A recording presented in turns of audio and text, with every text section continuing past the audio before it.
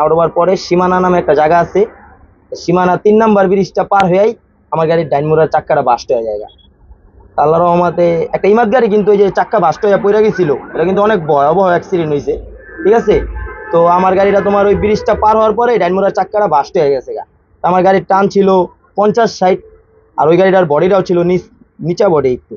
আসসালামু আলাইকুম, হ্যালো বন্ধুরা, কেমন আছেন সবাই? আশা করছি আল্লাহর অশেষ রহমতে ভালো আছেন। তো এই ভিডিওতে আমাদের সাথে আছেন বসুমতী ট্রান্সপোর্টের একজন দক্ষ এবং অভিজ্ঞ চালক মিলন ভাই। তার মোটর ডিপার্টমেন্টে কিভাবে আসা এবং তার মোটর ডিপার্টমেন্টে ঘটে যাওয়া কিছু অভিজ্ঞতার কথা জানার চেষ্টা করব এই ভিডিওতে। তো এই ভিডিওটি দুইটি পার্টে ভাগ করা হয়েছে। প্রথম পার্টটি এই ভিডিওতে পেয়ে যাবেন, দ্বিতীয় পার্ট পরবর্তী ভিডিওতে আপলোড করা হবে। তো আশা করছি সকলে আমাদের সাথে থাকবেন ভিডিওটি শেষ পর্যন্ত। তো চলুন বেশি কথা না বলে আজকের ভিডিওটা শুরু করা যাক। আসসালামু আলাইকুম ভাই, কি অবস্থা, কেমন আছেন? ওয়ালাইকুম আসসালাম, আলহামদুলিল্লাহ ভালো আছি, তুমি কেমন আছো? এই তো আছি আলহামদুলিল্লাহ। তো শুরুতে আপনার পরিচয়টা জানতে চাইতেছি, আপনি কি গাড়ি চালাচ্ছেন এবং আপনার নামটা? আমার নাম মোহাম্মদ মিলন, আমি বসুমতী ট্রান্সপোর্ট চালাই, গাবতলী থেকে মুকসিদপুর পর্যন্ত। আচ্ছা, তো আপনার এই মোটর ডিপার্টমেন্টের শুরুটা হয় কিভাবে, সেই শুরুর গল্পটা যদি আমাদেরকে বলতেন। মোটর ডিপার্টমেন্টের শুরু, এটা আর কি আমার ভিতরের থেকে ইচ্ছা। ছোটবেলা থেকে এই গাড়ির প্রতি অনেক শখ ছিল, আর ইচ্ছা ছিল যে গাড়ি চালাবো, বড় গাড়ি চালাবো। তো আমার মোটর লাইন শুরু লেগুনার আমল থেকে। লেগুনায় আমি হেল্পারি করি, তো দীর্ঘ বছর ধরে, অনেক দিন ধরে হেল্পারি করি। হেল্পারি করার পরে আস্তে আস্তে, আর মানুষের হলো ইচ্ছা থাকলে উপায় হয়, তো ইচ্ছা থাকলে সবকিছুই সম্ভব। পুরুষ মানুষ ইচ্ছা করলে অনেক কিছুই করতে পারে। তো ছোটোর থেকে শখ ছিল, ইচ্ছা ছিল, আল্লাহ সব পূরণ করছে। এত বড় গাড়ি চালাইতে পারতেছি, আল্লাহর কাছে লাখ লাখ শুকরিয়া, আলহামদুলিল্লাহ। এই লেগুনাতে তো ছিলেন, লেগুনা থেকে আস্তে আস্তে যে বাসে আসা হয়েছিল সেই গল্পটা যদি একটু ডিটেইলসে বলতেন। হ্যাঁ, লেগুনা থেকে তোমার মাওয়ার রাস্তায় তখন ইলিশ পরিবহন চলতো। সেই ইলিশ পরিবহনে যাই স্পেয়ারই করতাম। স্পেয়ার মানে বুঝো তো, ধরো হেল্পার আছে, কন্ডাক্টরও আছে, তার ভিতরে আমি একজন স্পেয়ার। সেখানে কোনো বেতন পাইতাম না, মাসকে মাস ডিউটি করতাম, পেটে ভাতে খায়া থাকতাম, পরিশ্রম করতাম। ওস্তাদরা কইতো যে এরকম এরকম থাকলে আস্তে আস্তে গাড়ি চালাইতে পারবা। টাকা পয়সার প্রতি কোনো লোভ ছিল না, আইজও নাই। এই কারণে আল্লাহর রহমতে ময় মুরব্বির দোয়ায়, বাপ মার দোয়ায় এত বড় গাড়ি পাইছি, চালাইতাছি। এই তো এই গাড়ি চালানো শেখার ক্ষেত্রে একজন ওস্তাদের দরকার হয়, যার মাধ্যমে আপনার এই গাড়ি চালানোটা শেখা। তো আপনার ওস্তাদ সম্পর্কে যদি আমাদের কিছু বলতেন এবং হ্যাঁ ঠিক আছে। গাড়িটা চালানো শিখেছেন। ওস্তাদ ভাই, গাড়ি চালানো সম্পর্কে তোমার যে কোনো লোকের আগ্রহ না থাকলে সে কিছু করতে পারবো না। তো কোনো ওস্তাদ কেউ ধৈর্য বাইন্দা শিখাইতে পারে না, কিন্তু সবকিছু নিজের ভিতরে। তা আমি ছোটবেলা থেকে এই ডিউটি করতাম এমন এমন ড্রাইভারদের সাথে, অভিজ্ঞ ড্রাইভার, যার কিছু না কিছু অভিজ্ঞ আছে, কিছু না কিছু ট্যালেন্ট আছে তার। তো এক একজনের থেকে এক এক কিছু শিখা রাখতাম। কেউর কাছ থেকে গাড়িকে কে কিভাবে গিয়ার ফেলায়, সে কিভাবে স্টারিংয়ে বসে, সে কিভাবে গাড়ির স্টারিং হুইল ঘুরায়, এগুলা সবই এক একজনের কাছ থেকে শেখা। তো মূলত মোটর লাইনে গাড়ি চালান শিখায় এক উস্তাদ, তো চান্স কিন্তু ওই উস্তাদ দিতে পারে না অনেকেই। চান্স বলতে পাবলিক সিটি, যে রোডে গাড়িটা সাইডা দিব আমারে দিয়া, এটা হলো পাবলিক সিটি, এটা সবাই দিতে পারে না। তো এটা দিছে হলো আমার উস্তাদের নাম মোহাম্মদ সোরাব, সে একজন ভাইরাল পারসন, তারা তো সবাই চিনে স্পিড মাস্টার হিসাবে, ঠিক আছে। সে আমারে চান্স দিছে, সে আমার উস্তাদই না, একজন বড় ভাই, আপন বড় ভাই। তার সম্মানটা বাবার সমতুল্য, তারে বাবার মতোই সম্মান করি, সে আমার সন্তানের মতোই দেখে। আপনার এই মোটর ডিপার্টমেন্টে আসার পরে মোট কয়টা ব্যানারের গাড়ি চালানো হয়েছে? মোটর ডিপার্টমেন্টে আসার পরে তা আমি মূলত মাওয়া রোডে ইলিশ থেকে আমার শুরু, ইলিশে আমার ডিউটি শুরু। ইলিশে কিছুদিন স্পেয়ারি করার পরে ইলিশেরই এক ড্রাইভার, তার সাথে আমি স্বাধীনে আসি। তখন স্বাধীন পরিবহন নতুন ঢুকছে মাওয়া ঘাটে, তো স্বাধীন পরিবহনে যাই, স্বাধীন পরিবহনে ডিউটি মিউটি করি।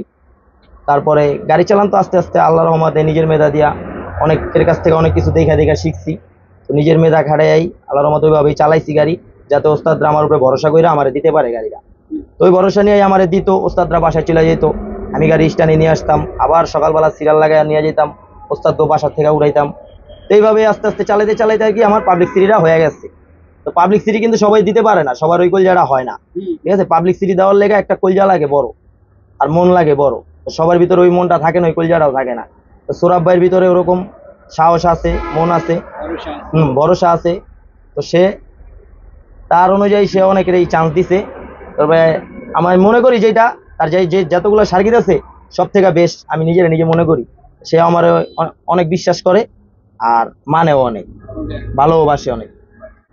তো মিলন ভাই, আপনি মনে করেন আপনার মতো গাড়ি চালাচ্ছেন, হঠাৎ করে দেখলেন যে আপনার সামনের গাড়িটা অ্যাক্সিডেন্ট বা দুর্ঘটনার শিকার হয়ে গেল, এরকম দুর্ঘটনা দেখেছেন কখনো সরাসরি?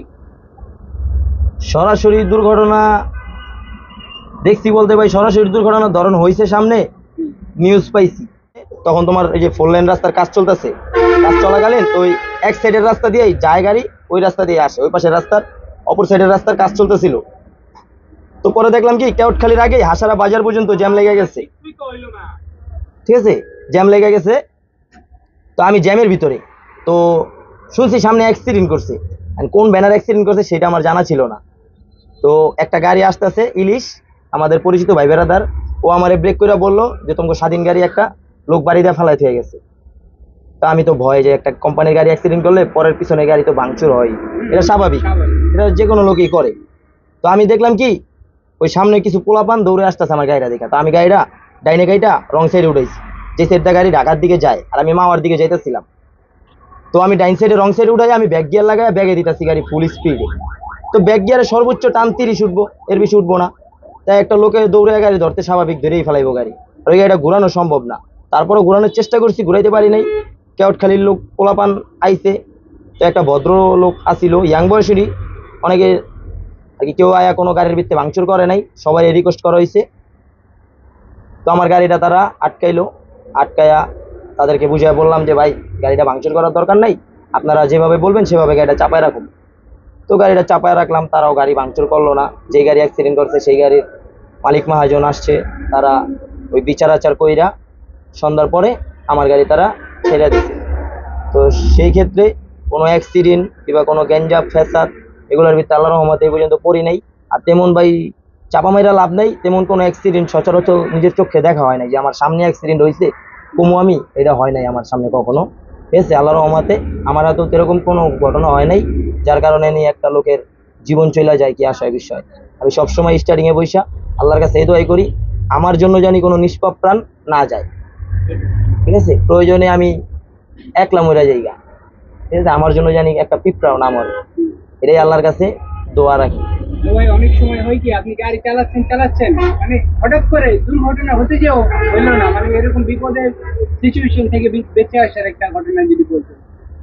এরকম হঠাৎ করে চালাইতাছি এইটা ভাই বেশিরভাগ হয় তোমার ধরো রানিং গাড়ি থাকলে, যেমন সামনের চাক্কা ভাস্ট হয়ে যায় অনেক সময়।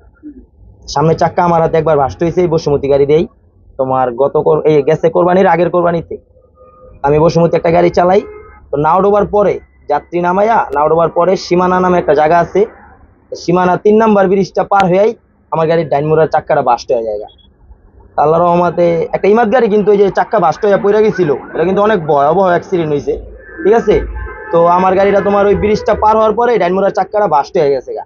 আমার গাড়ির টান ছিল 50-60, আর ওই গাড়িটার বডিটাও ছিল নিচা বডি একটু, ঠিক আছে, যার কারণে চাক্কাটা বাস্ট হয়ে গাড়িটা ডাইনে যখন টান দিছে, তো বাস্ট হওয়ার পরে বডিটা আরো নিচে হয়ে গেছে। তো ওটা আইল্যান্ডের লগে বাড়ি খেয়ে আল্লাহর রহমতে গাড়ি পুরো সোজাই রাস্তার মাঝখানে জমে গেছে গা। টান অল্প ছিল, 50-60 টান ছিল। তো জমে যাওয়ার পরে আর কোনো তেমন কিছুই হয় নাই, যাত্রীরাও খুশি হয়েছে, সবাই প্রশংসাই করছে ভাই, আর কেউর কোনো ক্ষয়ক্ষতি হয় নাই আল্লাহর রহমতে। এই ভাই আর কোনো দুর্ঘটনার শিকার হই নাই এই পর্যন্ত। তো এই যে রাস্তাঘাটে দুর্ঘটনা বা অ্যাক্সিডেন্টের বিষয়টা লক্ষ্য করা যায়, তো এগুলোর মূল কারণ আপনি কি বলে মনে করেন? অনেক ড্রাইভার, সব ড্রাইভারের গাড়ি চালান তো আর এক না ভাই, ঠিক আছে, কেউ আহু করে গাড়ি চালায়, কেউ রিল্যাক্সে গাড়ি চালায়, কেউ মরলে হ্যার কান্দনের লোক নাই দেখে হ্যাঁ ওইভাবে রাফ গাড়ি চালায়। তা আমরা মরে গেলে আমগো কান্দনের লোক আছে, আর আমগো পিছে থাকে 60 জন যাত্রী, বাচ্চা থাকে, মুরব্বী থাকে, মহিলা থাকে, পুরুষ থাকে, অনেক লোকই থাকে। তা আমরা ওইভাবে গাড়ি চালাই না, লাগলে 10 মিনিট পরে যাবো রিল্যাক্সে চালাবো। আর এই টিকটক মিকটক এগুলাতে তো তোমার এই যে ওভারটেক ভিডিও অনেক ভাইরাল বেশি, তাই আমার আইডিতেও ওভারটেক ভিডিও ছাড়া আছে, কিন্তু আমরা ওরকম ভাবে রাফ ওভারটেক করি না, আর ওরকম ভাবে গাড়ি চালাইও না। ঠিক আছে, এক এই একজন যে রাস্তাঘাটে চলাফেরা করেন, আপনারা তো এক্সপ্রেস হাইওয়ে দিয়ে গাড়ি চালান, তো এই গাড়ি চালানো অবস্থায় গাড়ি চালাচ্ছেন, তো ছোট গাড়ির জন্য আপনাদের অসুবিধা হয় নাকি গাড়ি চালাতে? ছোট গাড়ি বলতে ভাই কিছু কিছু আছে ছোট গাড়ি যারা তোমার অনেক সময় হরেন দিলেও সাইড দিতে চায় না। ঠিক আছে, তো ওরা চায় আমাদের গাড়ির আগে যাইতে, আমাদের ওভারটেক করতে।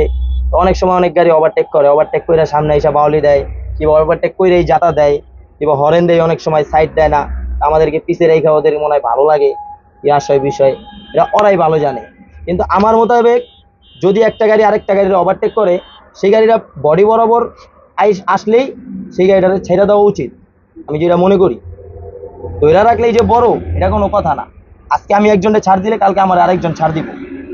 বড় গাড়ির ড্রাইভার সবাই ছাড় দেয় ভাই। বড় গাড়ির ড্রাইভাররা যদি মানবতা কিংবা ছাড় না দিত, তাহলে ছোট কোনো গাড়ি রোডে চলতে পারতো না, এটা সবার মানতে হইব। অনেক সময় অনেক মোটরসাইকেল কি করে সামনদা ঢুকায় দেয়, তা আমরা কিন্তু ব্রেক করি। আমরা ব্রেক না করলে কিন্তু চাক্কার তলে যাইবো গা, দোষ কিন্তু ওর, কিন্তু গাড়ি বড় আমার দোষ হয়ে যাবো তখন। তা আমরা অনেক ঝামেলার শিকার হই ভাই, কিন্তু এগুলা সহ্য কইরা ধৈর্য ধরে থাকতে হয় আমগো। বর্তমানে তো এই যে হাইড্রোলিক যে হরেনটা এটা নিষিদ্ধ করা হয়েছে, তো এগুলো আপনারা কিরকম চোখে দেখতেছেন ভাই? ভাই, এটা কি বন্ধ করা উচিত হয়েছে নাকি? না না, এটা ভাই অনেক শিক্ষিত লোকেরা এটা আইন পাশ করছে হাইড্রোলিকের কারণে, যে হাইড্রোলিক থাকলেই মামলা, ঢাকার ভিতরে হাইড্রোলিক থাকলেই মামলা। কিন্তু আমার কথা হলো, আমি যদি ঢাকার ভিতরে ঢুকে হাইড্রোলিকটা না বাজাই, তাহলে তো কারো কোনো প্রবলেম হইতেছে না, হইতেছে। আমার হাইড্রোলিকটা প্রয়োজন কোথায়? আমার হাইওয়ে রোডে। ধরেন একটা সিএনজি যাইতেছে, তো না দেখায় আমি পিছনে ধরেন আমি একটা টিটি হরেন দিলাম, ও মনে করবো কি আরেকটা সিএনজি ওর মতো কিংবা আরেকটা প্রাইভেট। তাই আমার যদি একটা হাইড্রোলিক হরেন থাকে, আমি হরেনটা দিলে ও ভাববো যে না একটা বড় গাড়ি আছে, ও সাইড দিয়ে দিব।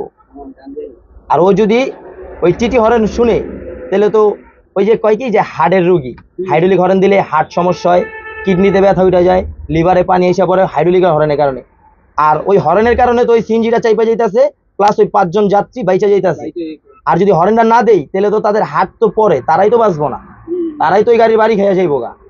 তো হাইড্রোলিক হরেন ঢাকা সিটিতে বাজানো নিষেধ, এটা আমরা রেসপেক্ট করি এবং জানি, মানিও। কিন্তু হাইড্রোলিক হরেন ওই যে কি করে আপনার সার্জেনে মেশিং নিয়ে তলে ঢুকে গাড়ি, ঠিক আছে, মেশিং নিয়ে তলে ঢুকে বিশ্রাইয়া বাইর কইরা তারপরে মামলা দেয়। তা এই একটা যে মামলা দেয়, এই মামলাটা ভাঙাইতে কয়দিন লাগে, ঠিক আছে, এই মামলার টাকাটা কোথা থেকে দিব একটা মহাজন? গাড়ির বাজার পরিস্থিতিও তেমন ভালো না, ঠিক আছে। তাই আমি মনে করি হাইড্রোলিক হরেন যে বাজাইবো তার এই শাস্তিটা দেওয়া দরকার, আর যে বাজাইবো না তার তো কোনো অপরাধ নাই, তো তারে খুঁজাই না, তার একটা মামলার স্লিপ ধরায় দিয়া দেশের উন্নতি, এটা তো আর কি গরিবের পেটে লাচ্ছি হয়ে যায়, না, ঠিক আছে। আপনার কথা ঠিক। অনেক সময় হাইড্রোলিকের কারণে 10 জন যাত্রী বাইচা যায়, 10 জন পাবলিক বাইচা যায়, 15 জন পাবলিক বাইচা যায়, একজনই বাঁচে কিন্তু হরেনের কারণে। হাইওয়ে রোড দিয়ে অনেক সময় হাঁটে, কিন্তু হাঁটে না। যেমন ভাঙ্গা, আপনি ধরেন ভাঙ্গা যেই জায়গাটা হইছে, হ্যাঁ, ওই জায়গায় কিন্তু এই যেমন শুক্রবার হইলে এরকম টাইমে অনেক লোক, প্রচুর মানুষ। ওইখানে আপনি হরেন দিয়ে যাইতেই হইব, কারণ রাস্তার মাঝখানে এসে টিকটক করে, ভিডিও করে, ছবি তুলে, ওইখানে হরেন দিলে কি লোকগুলো চাইপা যায়, আর হরেন না দিলে তো চাক্কার তলে যাইবো গা। এগুলোর জন্য তো প্রশাসন কোনো ব্যবস্থা নিতেছে না। নিতেছে না, মানে এগুলা ভাই সব ঝামেলা, সব আইন কারণ, সব নীতি, সব শতবান ব্যক্তি সব আইসা পড়ে আমাদের গাড়িতে, আর বিশেষ করে এগুলো লোকাল গাড়িতে আইসা পড়ে বেশি, ঠিক আছে। তো আমরা আর কি কমু ভাই, আমরা সবকিছু ধৈর্য ধরেই চলাফেরা করতে হয় আমগো এই। তবে হাইড্রোলিক হরেন আমি মনে করি যেসব গাড়িগুলা হাইওয়ে রোডে চলে, ওই গাড়িতে থাকার দরকার, ঠিক আছে। যে ঢাকা সিটিতে ঢুকলে নিষেধ, ঢাকা সিটিতে তুমি টিটি হরেন বাজাও, হাইড্রোলিক বাজায়ও না, তোমার জন্য জানি একটা লোকের সমস্যা না হয়। হাইড্রোলিক মারলে যে কানে সমস্যা হয়, হার্টের সমস্যা আমরা জানি, কিন্তু আমরা তো এটা এই ঢাকা সিটিতে মারতেছি না, আমরা হাইওয়ে রোডে মারব। প্রয়োজন ছাড়া তো আপনার ব্যবহার করবেন। প্রয়োজন থাকলেও আমি ঢাকা সিটিতে মারুম না, ঢাকা সিটি তো আমার গাড়ি তো উৎপাত করে চালানোর কোনো দরকার নাই, আমি রিল্যাক্সে চালামু ঢাকা শহরে, ঠিক আছে। এই তো এটাই প্রশাসনের কাছে একটা আবেদন থাকবো আমগো, যে হাইড্রোলিক হরেন যারা বাজাইবো তাদের বিরুদ্ধে আইনগত ব্যবস্থা নেওয়া উচিত, আর যারা বাজাইবো না, ঠিক আছে, হরেন তো গাড়িতে থাকবোই। একটা গাড়ি হাইওয়ে রোডে চলে, যেমন আমাদের গাড়িটা যায় গোপালগঞ্জ, তো গোপালগঞ্জ তো আর ঢাকা সিটিতে না, ওটা তো ঢাকার থেকে গোপালগঞ্জ, এক জেলা থেকে আরেক জেলা যায়, তো এই গাড়িতে হাইড্রোলিক হরেন স্বাভাবিক থাকতেই পারে। এই আমার মহাজন হাইড্রোলিক হরেন এই মামলার ভয়ে খুলে ফেলাইছে, এইটা কিছু কারণ আমার গাড়ি চালাইতে কষ্ট হয়। যেমন ওই যে ভাঙ্গা পার হইলে ভ্যান চলে হাইওয়ে রোড দিয়া, ব্যানালারে হরেন দিলে ব্যানালায় তো রোডের মাঝখান দিয়ে যায়, ওই ব্যানালার পিছিয়ে যা ব্রেক করতে হয়, 60-70 টানের গাড়ি ওর পিছিয়ে যায় ব্রেক করে জমাই দিতে হয়, ওই হরেন শুনে না, মানে এই আর কি এরকম কষ্ট করেই গাড়ি চালাইতে হইতেছে। আচ্ছা ভাই, অনেক সময় গাড়ি চালানোর অবস্থায় এমন হয় যে অনেক যাত্রী বলে যে গাড়ি আস্তে চালাচ্ছেন কেন, জোরে চালাচ্ছেন কেন, তো তারা বিভিন্ন সময় বিভিন্ন মন্তব্য করে, তো তাদের উদ্দেশ্যে আপনার কিছু বলার আছে নাকি? ভাই তাদের উদ্দেশ্যে সবচেয়ে বড় কথা হইলো, আমার এটা হলো পাবলিক সার্ভিস, আমার এটা কিন্তু প্রাইভেট সার্ভিস না, আর আমি কিন্তু কোনো যাত্রীর চাকরি করি না, আমি কোম্পানির চাকরি করি, ঠিক আছে, কোম্পানির নিয়ম আছে, নিয়মের বাইরে আমি কোম্পানিতে গাড়ি চালাইতে পারবো না। আর এই হাইওয়ে রোড হলো সর্বোচ্চ গতিসীমা 80। তো যেই যাত্রী বলে, কোনো যাত্রীর কথা মতো গাড়ি তো টানি না, তো যেই যাত্রী বলে যে জোরে চালাও না কে, আমি আর ওই যাত্রীর কথা শুনা 80-র জায়গায় 70 চালাই। কারণ সে আমারে জোরে চালানোর জন্য কোনো প্রেশার দিতে পারবো না, কারণ এটা সেনাবাহিনীর নির্দেশ এবং আইনগতভাবে রাস্তায় লেখা আছে সর্বোচ্চ গতিসীমা 80। ঠিক আছে। তো যাত্রীদের উদ্দেশ্যে আপনার কিছু বলার আছে? যাত্রীদের উদ্দেশ্যে বলার আছে কি ভাই, যাত্রী তো আর সব এক না, অনেক যাত্রী আছে। যেমন বসুমতীতে বেশিরভাগ যাত্রী আমগো গাড়িতে গেলে আমগো লগে ভালো ব্যবহারই করে, আবার কিছু কিছু যাত্রী আছে ব্যবহার আচার ভালো না, অনেকই খারাপ। ঠিক আছে, তারা মনে হয় বাসায় যায়া বাসা থেকে বের হওয়ার সময় বউর সাথে ঝগড়া বিবাদ কইরা বের হয়, তো সেই জিতটা আর কি আমাদের উপরে দিয়ে উঠায়। এটা আমরা বুঝি ভাই, বুঝি, এটা আমরা সহ্য কইরা যাই। তারপরে তারে বোঝানোর চেষ্টা করি যে ভাই আপনি মনে হয় বাসা থেকে ঝগড়া করে আসছেন, তাই বোধহয় আপনার মেজাজটা খারাপ, যাক ভাই আমরা সরি, ভুল করি নাই, তারপরও সরি, এই আর কি ভাই, বুঝাই দিই। লোকাল গাড়ি তো ভাই যাত্রীর কথা কিছু শুনতে হইবই, এটা স্বাভাবিক, কিছুই না। তো কখনো কোনো যাত্রীদের কাছ থেকে ভালো গাড়ি চালানোর জন্য উপহার পেয়েছেন? উপহার বলতে ভাই অনেক সম্পর্ক হয়েছে মানুষের সাথে, যেমন পাঁচচর বলেন, নাওডোবা বলেন, ভাঙ্গা বলেন, মুকসেদপুর বলেন, প্রচুর যাত্রীর সাথে সম্পর্ক হয়ে গেছে, ভাই বেড়াদার হয়েছে। ঠিক আছে, আর কি সম্পর্ক হয়ে যায় যাত্রীদের সাথে। ব্র্যান্ড তো টাটা, এটার মডেল? এর মডেল হলো 16-18। এই গাড়িটা সম্পর্কে যদি আমাদের কিছু ধারণা দিতেন। এই গাড়িটার সম্পর্কে ভাই, এই গাড়িটা খুব ভালো গাড়ি একটা করছে আর কি। গাড়ির টান, গাড়ির সবকিছুই ভালো। এই গাড়ির টান হলো কারেন্ট পিক আপ টান। তো ওই যে তোমার দেখবা ইমাদে অনেক গাড়ি আছে কিন্তু আমাদের এই মডেলের, ঠিক আছে, তো ওরা কিন্তু গাড়ি টানে খুব স্পিডে টানে।